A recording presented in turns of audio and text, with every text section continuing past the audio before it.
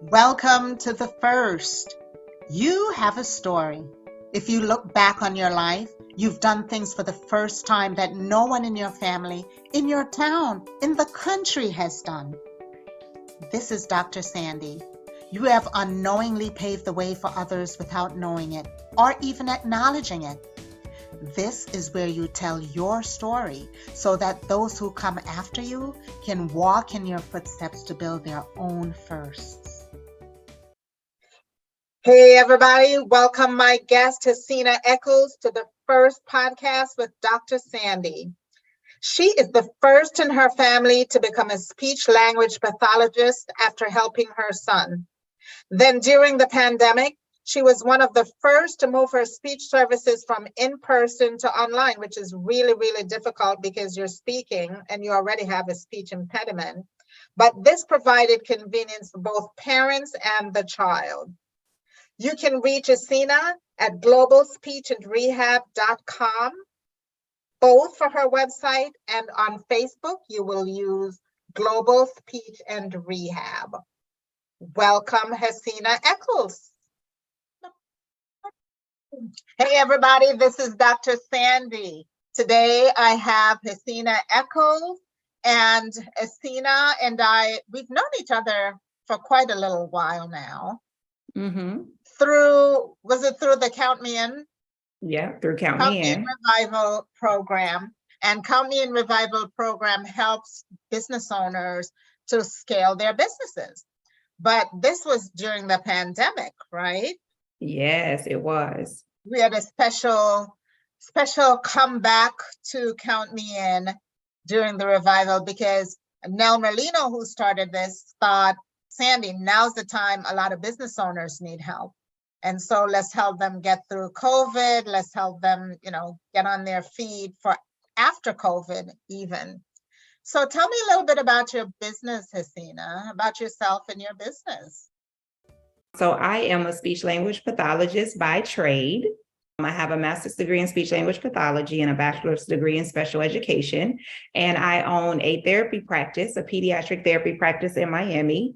And we provide speech therapy for pediatrics, children with disabilities. So autism, Down syndrome, those kinds of things. And we have 2 offices. So we provide those services in the offices and we contract with our local school districts. And we also contract with local charter schools and private schools and daycares in our area. And how did you manage that during COVID? Were your offices open or did you move online? Yes. So for 3 months, from March 2020 to I believe July, the office was closed. And what we did was we moved about 60% of our clients, we moved them online. So we started doing teletherapy, which was something that we hadn't done before. But we moved as many of them online as we could, which was about 60%. So we had about 40 that kind of had to go on hold, the ones who just weren't candidates for online therapy. But for the most part, we managed in a week to move 60% of our clientele from in office to online. So that was something that I think back on, that was crazy, but it worked out. Now, did those people stay online or they're now coming back into the office? No, I would say that about 90% of them are still doing their services online. They loved it. They didn't at first, they were skeptical. They didn't think their kids would be able to do it. And now you have all these years later, their kids log on by themselves. They sit at the computer, they do everything. And so it's really convenient for parents who work, you just go home and get the kids on the computer. So about 90% of them stayed online. And so that kind of gave us the opportunity to increase our client base because now we can use more of our real estate for in-office clients. Right. And so have you grown the in-office client business? Yeah. So we went from 1 office in 2020 to now we have 2 that we started in 2021. So yes, and now we're full again, but we won't be increasing real estate. We won't be doing that again, but we're back at capacity. No, that's interesting because for you, COVID proved to be good in the sense of business, right? Yes. It did, which was, I mean, we almost doubled our income in 2020, even with us taking so many losses in the third quarter. Well, the second quarter, the second quarter, because that's when we closed. So we took a lot of losses in the second quarter, a little bit in the third, but we still managed to recover and double our income because we did end up reopening. And then we had the 40% that came, but then we were also able to do another 60% because that 60% stayed online. So are your offices like in the same area, the same general area? So yeah, they are in the same. They're actually in the same suite. So yes. Oh, okay. So you just expanded the suite to accommodate. Exactly. But there's two separate, they're down the hall from each other, but. Now, do you think you'll move outside of the area that you're in, like expand nationally, maybe even?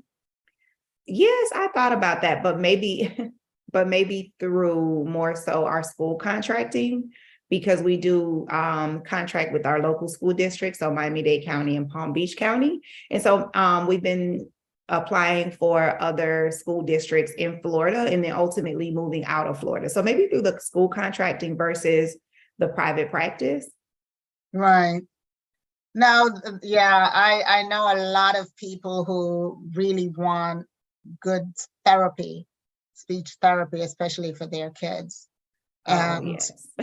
some of them have gone outside of their general area if they feel they can't find one. So I think having the online stuff, you could literally do anywhere, right? Yeah, yes, we could. If we did it online, we could do anywhere. I mean, we have to be licensed in every state that we're working. So, if we're in Georgia, the therapist has to be licensed in Florida and in Georgia. So there's some licensing, constraints, but yes, it's just, and our waiting list currently right now is about 6 months for in office. So there's a bit of a long wait. Yeah. And maybe you can convert some of those to online.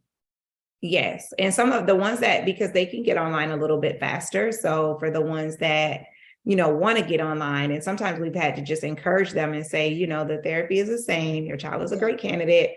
Otherwise, you're going to be waiting for, 6 months minimum. And then they say, okay, well, we'll try it. Let's see. And then once they get on, they are like, okay, this is great. It is much better than driving somewhere. Yeah. Now, that's a good problem to have, a 6-month waiting list. Yeah, it is. But for you, not for the parent, but it's good for you. Yes, it is. It is good. I mean, it's, frustrating because in terms of just recruiting, we need to recruit a little bit more, but even still, we're kind of out of real estate. So there's that.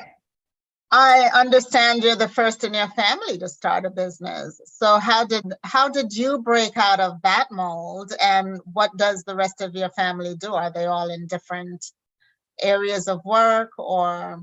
Yes. So I don't know, one day, I just had a crazy idea that it was now I think it's a crazy idea. But prior to me going into speech pathology, I was a teacher, but that wasn't, I love teaching, but I knew, I loved teaching, but I was trying to do something else. And anyway, when I got to grad school, I really started looking around at all the different, options available in terms of what I could do for work. And then I saw other private practices and I was thinking, maybe I could do that. Oh, as a matter of fact, I was like, oh, this is so easy. I could just do that myself, right? So easy. I was like, this is so easy. I could just cut out the middleman and do this myself. Yes. That's why I said it was a crazy idea. And then I said, okay, I started, working on the side, kind of researching and doing all of the business stuff while I was working full time. And then finally, I just talked to my husband. I was like, I think I can, make enough money to support me, doing it, making the transition. And so he was like, okay, whenever you're ready, just do it. And I mulled over it for about a year. And then I said, okay, I'm just going to do it. And that's just literally how it happened. I love that support. Because that's the next thing I was going to ask. Did you get support in doing that? I know when I decided to go out on my own, the person that was like really scared for me was my mom. Because, well, she comes from, a union type background, yes, working yes, in the union, you have a steady job, you're going to get a pension someday. Well, now that pension's not worth a whole lot in today's right. thing. But she couldn't wrap her head around my going off and not having a job. Yeah, that makes sense. And I don't think, my mom didn't really, say much about it, I guess, but my mom's an immigrant from the Bahamas. And so, she kind of came here and she got a job that she worked for, I believe, 27 years. And then one day they just laid off everybody that was there. And, that was just it. So I guess she figured, hey, and she was just, kind of devastated because after 27 years, you're close to retirement and you think, okay, this is where I'm going to retire. So maybe she was just thinking, okay, oh, well, that's how a job will do you then, go ahead. Oh, listen, my mom's from Jamaica, so I totally understand. And for her, and I've been trying to understand this even more, especially for immigrant parents, they come here, they want you to be better than they did, right? That's a big deal for them. I'm gonna work. My mom worked 3 jobs to make sure Yeah, we they went to sacrificed a school. lot. Yeah, went to the right school, and were able to get the things we needed to get, right? So for her, I was in a corporate job, like Of course. good, good corporate job. She's like, you made it. Why would you just leave that? Why would you walk away? Well, 9/11 happened, Mm, and I got laid off in 9/11. It was the best thing that ever happened to me because, I intended to leave the job anyway. I was there like 18, 19 years. oh, wow. But the money was good, girl. The money was good. So I wasn't trying to run. There's no reason to go and start your own and drive yourself crazy when you can show up. I don't blame you. Know my job, know everybody on the job, knows, even though it's a big corporation. But it was always in my head that I wanted to do my own thing ever since I was a kid. Like, I want my own business. But my mom was so scared. She's like, what? You're not going to get another job? I'm like, no, no. Scary. Like, I can imagine that being, especially for that generation, and, being an employee has its perks. I won't say that it doesn't. Yes, I totally got that. But in my heart, I felt like if I fail, I could just go get a job. Yes. And that was my whole thing. I said, well, if it doesn't work, I can always go back to work. But this, I don't know that I'll always be able to try it, have the courage to do it and be in a situation where I can. And I just thought, well, if it doesn't work, then, hey, I'll just go back to work. Yeah. And I never really dreamed of being a business owner. That wasn't really my thing. It wasn't something that I thought about. It just came up I feel like it almost just landed in my lap and I was like, okay, this is a good opportunity. Go for it. Well, I have a lot of people with businesses in my family. Ah, okay. That makes sense. It's just most of them have it as a side hustle. Okay. Right. So even though they might have a job and they're making more money on the side hustle, they never left the security of that Yep. regular paycheck, right? Yeah. Yeah. Even if the paycheck is like $500 a week and their side hustle's bringing in $1,000 a week or more, they don't consider that. Yeah.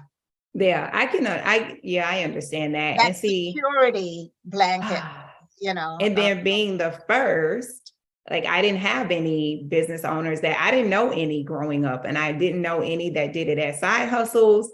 I just didn't know. I thought business owners were, like rich white people, to be honest with you.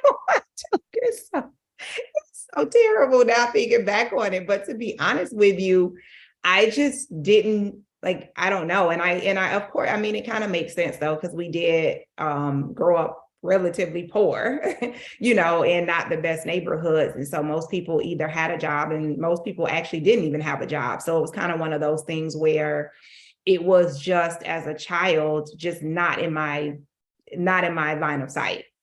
Yeah, and I'm in Brooklyn.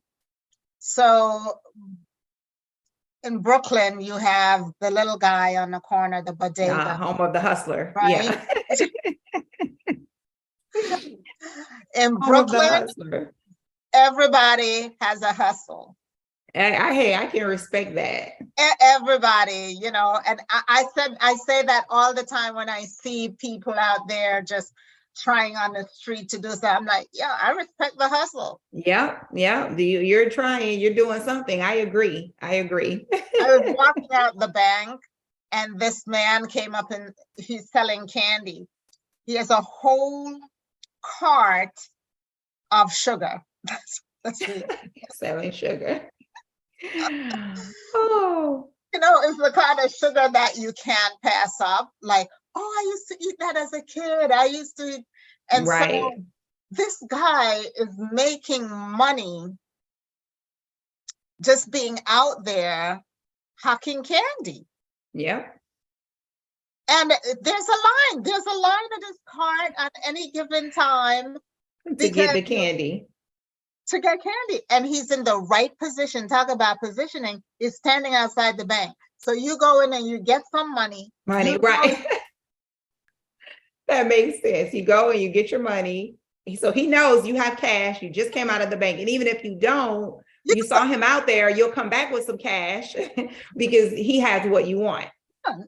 So I had a whole conversation with him about, just the hustle, right? And he says, I've been doing this, and he makes more money or just as much money as his regular job. So it's like getting 2 paychecks, except that one's off the books. Right.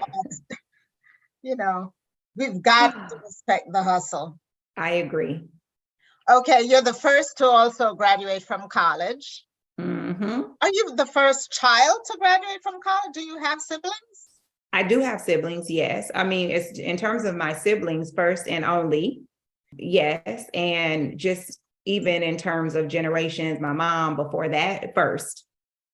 How did you get to be the first? I mean, what happened? Why nobody else?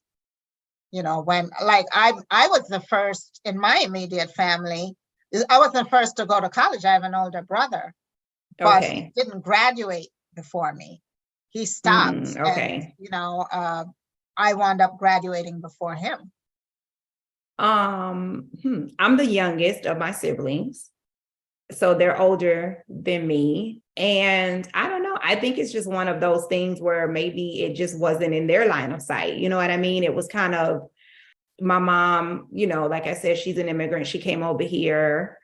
And I know that she did some training because I remember when she was little, she would take me and to the university, and I would sit in the back of the class, but I still to this day cannot remember what it was for. But I had a classmate who used to be in the back of the room also. We used to play together because both of our moms were in that same program together. My mom. Yeah. And I was asking my friend, I said, what were they in college? Why were we going to the university? And she was saying, I don't remember. Like, she doesn't remember either. The only thing we remember about that time is that we were on the university campus, but we would just be in the back of the classroom, like playing with each other. And we were the only two because our moms didn't have a babysitter. Yeah. So, but I'm just, I'm just thinking because my mom, there was no one in her family that went to college. She's from the Bahamas, and they are from a very tiny island called Eleuthera, which is I haven't been there. It's on my bucket list to go to Eleuthera. I've heard it's so pretty.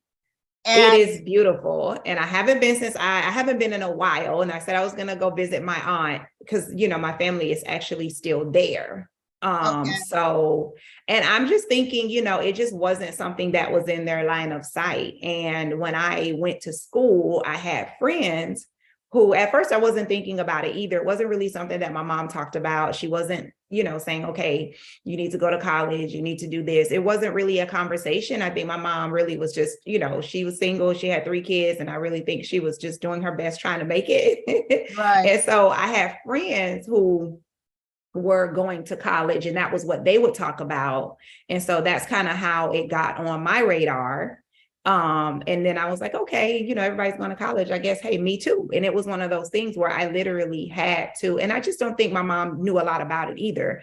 I had to enroll myself in college. I had to sign myself up. I had to walk there and say, hey, I need your tax returns. Can you give it to me? Because I have to do financial aid. And so I don't know. I guess that was a process that they just didn't know about. They hadn't talked about it. And so I got myself there. I had to do everything myself.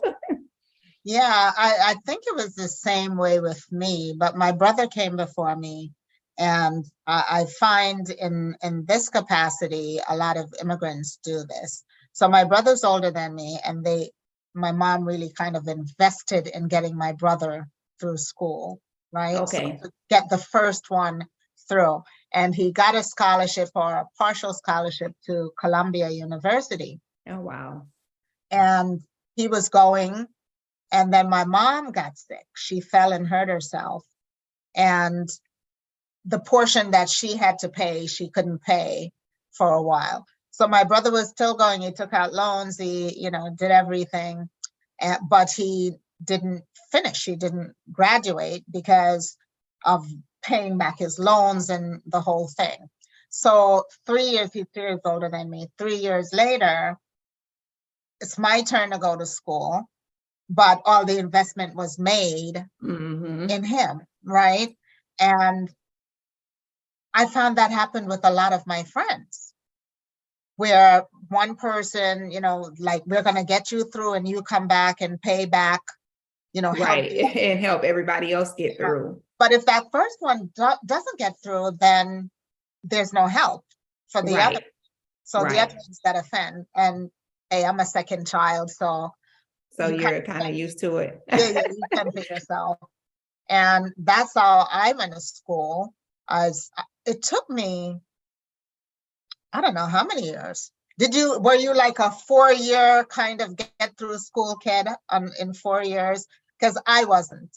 No, I wish, maybe I don't wish, because no, not even close to it. So, all my friends were going off to college, and we, I said it before, we kind of grew up in poverty. So we grew up in a unique situation where, both of my best friends, who are still my best friends today, since high school, 20 something years, one had a baby at 15 and the other one had one at 14.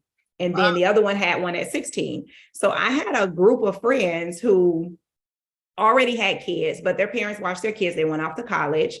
One went for 4 years and graduated because somebody was watching her kids, so she had to hurry up and get back. The other one now has a PhD. And me, got kicked out of community college because I couldn't keep up. Literally got kicked out of community college. And then got pregnant, had a baby. And then I said, okay, well, what am I going to do now? And so, I kind of just sat on that for a little bit. And then maybe 2 years later, I got pregnant again. And then I have another baby. And I'm like, uh-oh, now you got 2 babies. And what are you going to do? How are you going to take care of these kids? And I was just like, I don't know. And so the only thing I could think of, I was like, okay, I'll just go back to school. I need to go back to school. Like, that's the first thing that I could really think of to get myself out of these low paying jobs, is to just thinking, and I'm from a generation where, this generation automatically thinks entrepreneurship, this is that generation that we're in, where my kids, think entrepreneurship, but my generation thought college was the best way, to get yourself out of a rut. So I went back, to make a long story short, I went back to Miami-Dade and I begged the people to let me back in. I said, listen, I got to come back to school. And the lady said, well, you didn't do so great. I'm like, I know, but I have 2 kids now. And I really got to come back to school because I don't know what else I'm going to do. And I don't know how I'm going to take care of these kids. If you let me come back, I promise, I won't get kicked out. I'll do my work. I'll do everything I'm supposed to. And she said, okay, but this is your last chance. I'm like, lady, this is community college. Like, come on. I could do it. I just wasn't applying myself. And now I had a new motivation. Right. And so I stuck to my word. And when she let me back in, I did that in 2 years. Then I went on and got my AA and went to university, got my bachelor's degree, and then I kept going, and then I went on and got my master's degree, and all the while having both of those kids, and just working full time, having those kids, and doing literally my AA, my bachelor's, and my master's. And so, of course, if my mother it wasn't there watching those kids all the time, it really wouldn't have been possible. So it was a pretty long journey, because I think I finished like around 25, and I still managed to do it by 25. So I don't think it was. That's early. Compared to me, that's early. Yeah, it wasn't. My bachelor's, I was finished by 25, and that's kind of when I started teaching. So, but hey, I'm one of those, got to learn the hard way. But it prepared me for, this journey that I'm on. So to be honest with you, I wouldn't change a thing. And so for the next generation coming up, what would you tell them? What advice would you give them about school? Well, so I have three, and two are in college. My son is a junior. But, and my daughter, she started, but she decided that it wasn't her thing. And at first, I just didn't like that much, because we're from the college generation, that's what I did. That's what you do.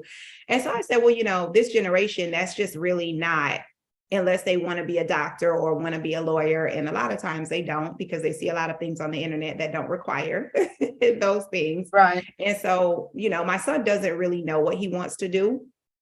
And so I told him, you stay in school, which, like I said, he's a junior, he's halfway through his junior year.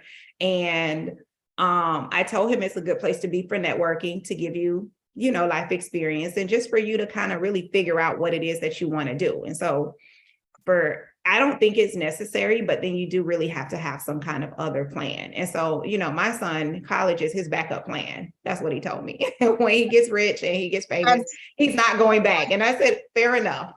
I agree with him, because what I found when I was in the corporate world, I wouldn't get promoted because I didn't have a degree, right? So I was working. I trained people to do my job, and they got promoted. Wow. Because of the degree. Just because of the degree, right? And I always said, well, I know the job, I know everything. I do have to say, once I started going to school, I knew the job, but I didn't know why I was doing the job, right? Because somebody taught me, I just did it the way that they taught me. Right. Mm. And if they teach you wrong, you're doing it wrong. Right. You might be getting something done, but it's wrong. Yeah. You don't know that, because that's just what you know, what you were taught. And so going back to school, I learned I was doing a couple of things wrong. And then I came back to my job, and I'm like, what I'm learning in school and what I'm doing here makes no sense. Like, it's not adding up. Yes. And so I started testing out, for lack of a better word, testing out what I was learning in school. And they were working. Mm-hmm. Yeah. And I'm like, oh my God, this is a better way to do stuff. And I would never, ever have understood that if I hadn't gone back to school. Even some calculations, right? You go back, when I was in grad school, I was by then like a director. I wasn't a director, I was probably a senior manager. But I had to do all these analytical things and all this analysis. And when I was in grad school, I'm like, this stuff is wrong. Imagine that. And I mean, they've been accepting it and doing it this way for a long time. And that's how I got promoted, was I went in and revamped like a lot of what they were doing to give like better reports and, So for me, going to school really taught me how to do things. Right. For myself. And I was able to use that in my background as a business owner. Yeah, I mean, and obviously me getting this degree in speech language pathology was the thing that actually opened this door of opportunity for me, because otherwise, like I said, it just really wasn't in my line of sight. Before that, I was a teacher, which just was a convenient job for me, having, 2 kids in school, having the summers off. It was a real convenient job. But then when I got this career is when I realized, oh, you know what? There's a lot that can be done here, a lot that really can be done here. And there's a huge need. And even just thinking about that particular degree, my son, who is a junior now, he actually was the one who needed speech therapy because he didn't talk. And I didn't even know anything about speech therapy when he was little, but I just kept telling the doctor, like, hey, something's wrong with the kid. He doesn't talk.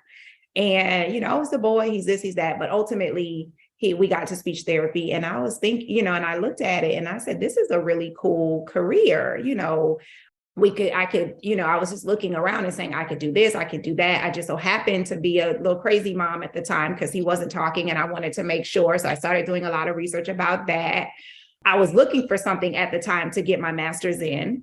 And I thought that this was really good. And I said, okay, I'm just going to enroll in the master's program, learn, I can get a new career and learn all about what my son's learning. And looking at, and now it makes sense that I didn't know anything about it, because even all these years later, looking at the field of speech pathology, only 6% are minority. And so even when you go break down that minority figure, only about 3% are Black. And so, we're kind of almost non-existent in the field. And so, all of these, just everything, I guess, just came full circle. And so if I had not had that degree, I wouldn't be doing this. I don't know what I would be doing, to be honest with you. Well, do you think that being a Black pathologist helps Black kids, or is there something that they identify more with, or you feel there's something you can give them that a white pathologist wouldn't be able to do? If you think in general, representation matters, you know what I mean? And I think that there's definitely a cultural aspect to it. And yes, because I think speech therapy is not, there's a lot of other things that go along with it. Understanding families, understanding cultures, understanding cultural norms and all of those things that go into the way you deliver therapy and the way that you help your clients. And so absolutely, yes. And, in our practice, we probably another first that we didn't think about. I don't have the numbers, but the majority of our practice, I believe all of our speech pathologists, 99% of them are of minority descent. And you're talking about in a field where only 6% are minorities. So, we're kind of like breaking down barriers and smashing norms when it comes down to that. But that is kind of one of the things that I am most proud of, is that I've been able to build a diverse business in a field that lacks diversity. Yes, I am in Miami, but we're diverse by nature. Right. But we have speech pathologists who speak Haitian Creole, who speak Spanish, so we have a really, really diverse pool, and it matters because we have clients that are Haitian Creole, we have clients that are Hispanic, and and we have a lot of clients, obviously, who are African American, and it does make a difference. And, they've even told us how, this is the first time that they feel like they are understood and that they've been heard, and that, we've heard it, that their kids relate better and they feel like their kids make more progress, which I think it all makes sense. I think, yes, I think it's important, and representation matters. And I think just showing up and, even for me, not ever even knowing what speech therapy was, because there were not a lot of Black people. And so there was no way for you to know what it was, right. Because they didn't exist. And, even in terms of the neighborhoods that we provide services in our, impoverished neighborhoods, and we go to schools and neighborhoods that I know a lot of therapy companies and therapists don't want to go to. And I mean, if you have a choice, and you do, because there's a shortage, why would you? Most people just wouldn't choose that. Yeah, and the whole neighborhood thing is so invaluable, because there are a lot of things you want in your neighborhood, and you always have to go outside of that neighborhood to get it. And when it's right there, it's so much easier to say, hey, my kid needs speech. Let me just go walk out the street and get it, Yeah. And we go to school. So a lot of times they don't even, we're at the school that the kids go to. So they don't even have to, private schools that the kids go to. So the parents don't have to worry about, getting off from work, getting a babysitter, trying to figure out how they're going to be able to do everything. Yes. Yeah. And even, with the online services, the same. So yeah, I think, there's a huge impact for sure. I'm seeing that in Brooklyn with, they're talking about food deserts, and they're creating some of that in Brooklyn because there are people who have to go outside of their neighborhoods to shop, grocery shop. Yep. Because they just ripped down like a big supermarket, putting up a condo, luxury apartment, complex. And so the place that was surrounding that had a lot of senior citizens, like old senior citizens who've lived. So how are they supposed to get food? Born and raised, a lot of them. And now for them to go groceries, they've got to take the bus, take a shopping cart, get on a bus, and they've got to go quite a distance to get food. So I totally understand about keeping things in your neighborhood because it impacts a lot of people when you don't have the services. Yeah, it's true. Yeah, it is true. How are you giving back now that you've done all this stuff and you're the first to do these things? How do you give back to the community, and what impact have you had on your family? In terms of the community, for me, I mentioned that I was a young parent and that my best friend had, babies very young. And we actually we co-founded a nonprofit organization. Even before I started the business, we had started this nonprofit organization that supports teenage parents. And so that's been one of our main initiatives where we kind of work with our local, we've done in the past, or we've worked with our local, we have a teenage mother high school here in Dade County. So we partnered with them to work with those girls to provide mentorship. In terms of the company, I love my city and my community. So we do toy drives, we do back to school drives. We recently did a fall festival where it was more just like a community day where we kind of opened up and had our clients come over just to spend a day, having fun, donate to local basketball teams. You name it. If someone calls, I'm coming. Exemplar is our baby, just because that's something that sits close to my heart. Teenage parents are often written off as statistics, and it's just not, and I'm a testament to that's just not true. My friend, like I said, who had a baby at 14 has her PhD. My other friend graduated college. And so oftentimes we just get written off as statistics. And in terms of providing mentorship and providing guidance, you really can change the trajectory of generations by just intervening, with one child, because it happened to me and it happened to my friends, that one encounter with somebody that told you a different story, showed you a different way, and gave you a different narrative impacts generations. It does. I have to say that it just takes a little bit to make a change. Mm-hmm. And sometimes it's not even a noticeable little bit, just to tweak something. Or you get one person that comes in to say, hey, why aren't you doing X, Y, Z? You have an encounter with, you just have an encounter with a person or a word. And even prior to me starting, thinking, okay, this is easy. Once I got into the field, I did have a mentor right before when I got into the field, but before I started the business, I had a mentor that had a multi-million-dollar home healthcare business out in Texas, owns a couple of restaurants, and was like a big time entrepreneur. And she was a, really good mentor, giving me like that little push and planting those little seeds. And then it popped up like, oh yeah, this is easy. I can do that. I'm gonna just keep that as a running joke. Because you all, after a while that this is not easy. It can Only be done. crazy people become entrepreneurs. Yes. And I didn't even know I was crazy at the time because I was just like, oh yeah, I could do this. That's why I say I had the crazy thought. I always call it a crazy idea, not just the idea of itself, but just thinking like, oh, this will be easy. Yeah, it's good. It's so easy. I can just cut the middleman out and it's just so easy. Right. I know. But you know what? Some person's looking at you. You don't even know that they're looking at you, doing your thing, having your business. And just the same way you looked at your mentor who had this, somebody's looking at you.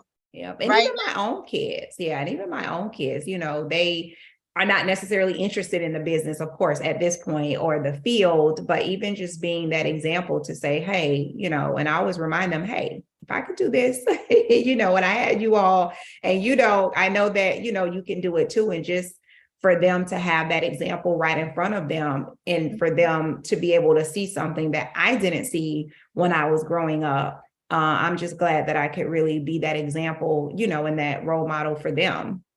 Well, I'm interested in studying family businesses right now. Okay. And that's because, when I said to my family and I said to Lauren, like, are you going to do marketing?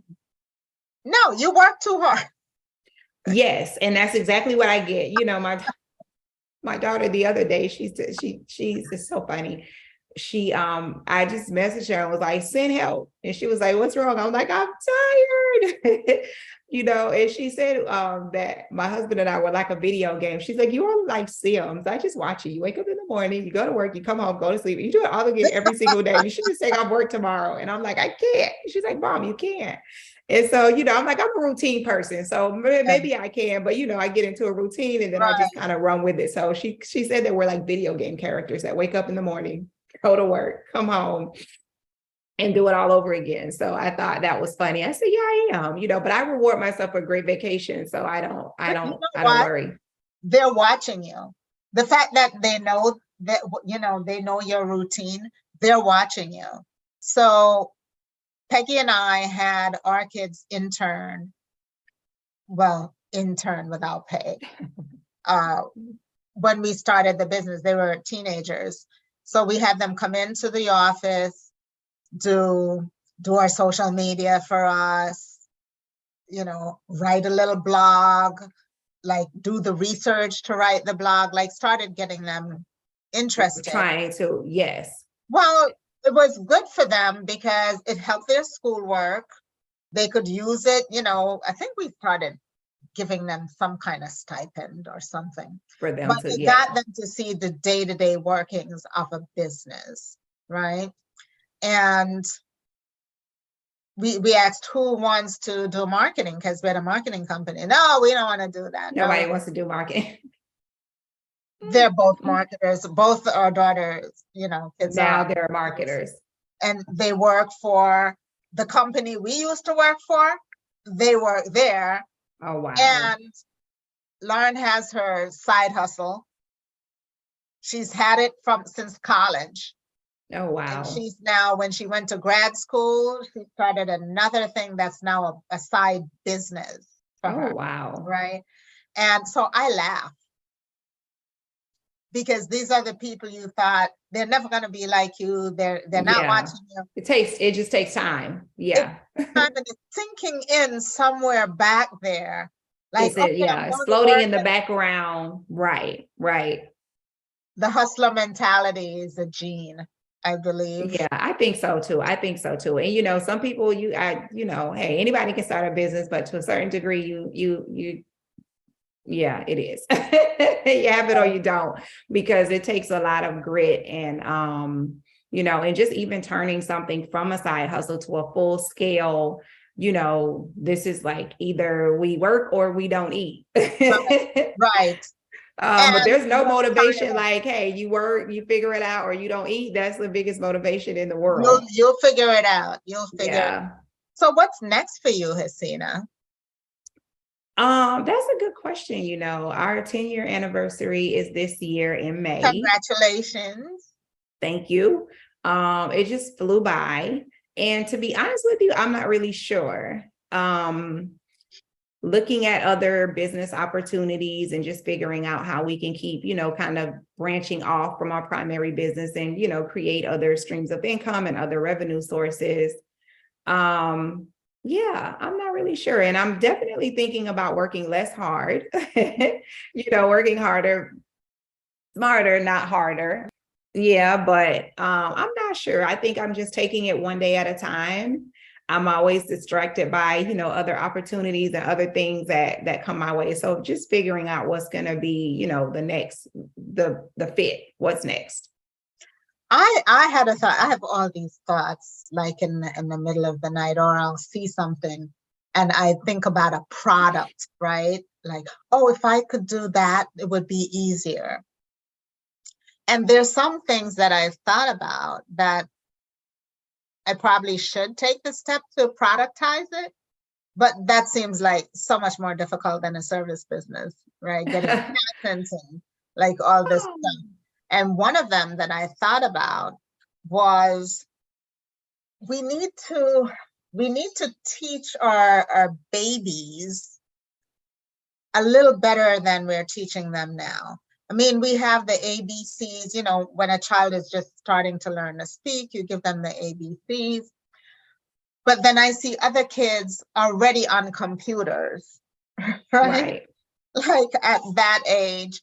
And in the Black neighborhoods or the Black communities, even if it's a middle-class parent, I think they wait a little longer to get their kids up on computers and all those things, because sometimes it's just not accessible, right? Right. Yes. Computers in a meaningful way, because most of our little kids, by the time they're 1, they know how to use their little fingers to look through YouTube. And, at that age, we discourage YouTube, we discourage it until, the 1-year-olds can take your phone, take their little finger, they can scroll up and down, find the video that they want on your phone, which I still don't know how they managed to do that. So, they do have access to the phones and the YouTube and the videos, and that's something that we discourage. So I just want to clarify, getting them using it in a meaningful way, not just, knowing how to find a YouTube video. No, I really think it could be a useful tool. Oh, for sure. Something on your phone or on a device, iPad, whatever, but online that they could access and start teaching them speech. I mean, even from before they start talking. You'll see a little baby will grab the phone and start mimicking. Oh yeah, they know how to, and we've had, they have quite a few apps out there, and, we try to, they do have a few apps out there. We encourage human interaction, as much as possible. Yeah, we do encourage human interaction as much as possible. And they do have some. I think the market is probably saturated with, those apps and those teaching apps and that kind of stuff. I've thought about creating a coaching program. I'm like you, I think about all these things, but then when I think about the effort of actually getting it off the ground, I'm like, eh. But, it is one of those things that's needed though, these coaching programs, even with parents, there's a huge gap in terms of. Not everyone can afford you, right? No. Not everyone can afford to go to a person therapist. And so what's the in-between? There are a lot of kids growing up with speech impediments. And I'm in Toastmasters. I've been in Toastmasters since 1993. And one of the main reasons that people come there to learn how to speak is because they either have an accent, a really bad accent that's detrimental to whatever job they're doing. They have. Or they have a speech impediment, whether they stutter, all those things. And Toastmasters is a great way for them because they feel comfortable. You're supposed to repeat things, and it just gives you an outlet. And we've started some Toastmaster courses in colleges because there are a lot of speech classes in college, learning how to speak. And so they would send their kids to our Toastmaster group to practice. So they'd have to do awesome. Yeah, even an icebreaker, which is you before 4 speeches, you start to actually deliver a speech. We teach them presentation, how to stand, how to create a story with a beginning, middle, and end, like the whole thing. And a lot of them, when they leave, they get so comfortable because now they have a pattern and Right. an They have a outline structure, a system. Right. of how to do your stuff, and they walk away. The stuttering slows. Like, it's amazing, just giving people a structure to go by. To see, right. And I wish that they would have more things like that, like automated, so that That people you can move it to an see. online format so Yeah, it's more accessible. Yeah. Especially in maybe 2023. you could do it, Hasina, in Maybe 2023 or so. I'll have to take a few Toastmasters courses myself before I can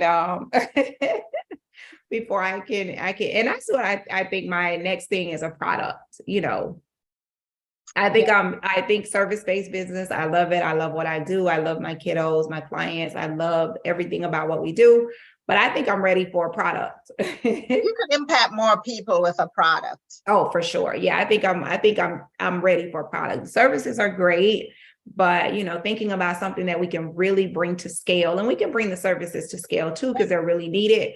But technology, trying to find a way to leverage technology, because that's how you bring, more things to more people more quickly. And every business is a technology business today. Yep. Every single one. Technology in some way, shape, or form. Otherwise, you're not keeping up. So. Oh yeah, for sure. And we, ever since Count Me in 2020, because we were kind of falling behind in technology, we had a lot of antiquated processes in our practice that were kind of still paper-based. And, COVID kind of forced us to reevaluate. Yes. Because now we're not in the office. How are we getting these papers? Like, I can't keep running here every day to get these papers. We got to come up with something different. But then, I vowed that every year we would look for some more technology that could help make our processes easier, that really can help us. And we found some great technology products that have really moved us forward in terms of, in every area of the practice. So technology, even though we're a speech therapy business, we leverage a lot of technology. Yes. So thank you. You're welcome. Thank you so much for having me, for giving me the opportunity to just, talk about this stuff, because it doesn't come up that often, I guess. So thank you. And it wasn't as hard as you thought, right? It was not hard at all. No. Well, we've been speaking to Hasina Echoles, and I appreciate you coming on, and I can't wait to see what's coming. I sent you some other award stuff. Yes, I saw that. Thank you so much. I appreciate the invite and the coaching and everything that you've done. So that's actually on my list of things to do today. So I'm really excited about what I saw. All right. Well, thank you, Hasina. You're welcome. This is Dr. Sandi. Thank you so much for sharing your journey on The First, where no two stories are alike, even if the circumstances are similar. Let this discussion serve as inspiration for others to show what's possible, and more importantly, to produce seconds and thirds.